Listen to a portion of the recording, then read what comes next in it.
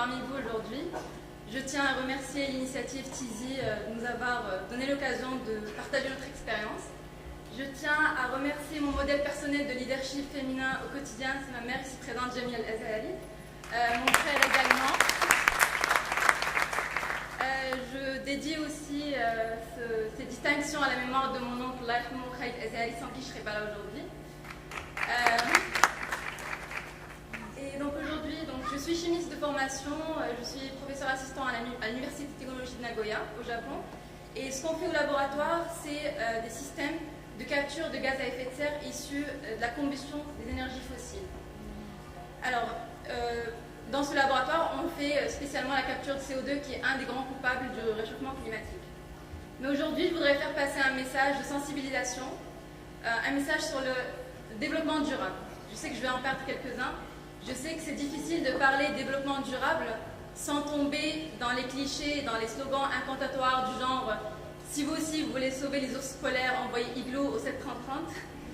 Pour ma part, je vais tenter une autre approche, c'est la sincérité. Aujourd'hui, je crois que je ne prends pas beaucoup de risques en disant que l'heure est grave et qu'on n'y est pas du tout, que tous les écosystèmes sont perturbés et qu'il va vraiment falloir prendre le changement par la main. Il va falloir modifier notre mode de vie, transformer nos modes de vie. Il va falloir abandonner un peu de confort. Il va falloir recycler, transformer, encourager l'économie, promouvoir l'économie collaborative à l'image du projet de Mme Asma Dira, il me semble. Et donc aussi abandonner cette vision de l'individualisme au profit d'une vision plus collective et pensée pour la collectivité. À ce titre, j'aimerais illustrer mon propos par un exemple de ma vie quotidienne au Japon.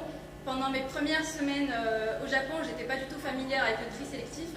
Donc, par mégarde, j'ai mis une bouteille de soda dans un sac, ils sont transparents, les sacs de poubelle, dans un sac qui n'est pas de déchets recyclables.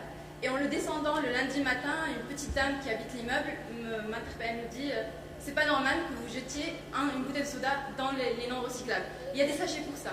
Alors je fais mes excuses et je lui réponds avec un japonais approximatif en disant j'ai pas les sacs bleus, j'en ai acheté, je trouvais que les rouges, j'ai pris ça. Donc je suis partie à mon université et en revenant à midi, je trouvais que la petite dame avait ouvert ma poubelle, avait trié mes déchets, avait sorti la bouteille de soda pour la placer dans un sac plastique, enfin un sac bleu qu'elle avait récupéré de chez elle. Donc je me suis posé la question, c'est quoi le moteur de cette dame? Elle ne travaille pas pour les services de nettoyage et elle avait pourtant un moteur en elle qui a fait que ça l'a dérangé profondément que je ne fasse pas le tri comme tout le monde le fait au Japon.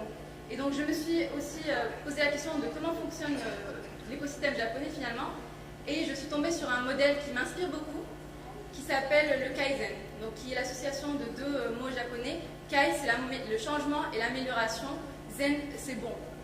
Donc le Kaizen, c'est un modèle qui a été inventé pour Toyota et qui permet de chaque action qu'on entreprend, en entreprise ou dans la vie courante, de faire cette action au mieux qu'on peut, tout en réduisant les risques. Pas les risques, mais en réduisant le gaspillage.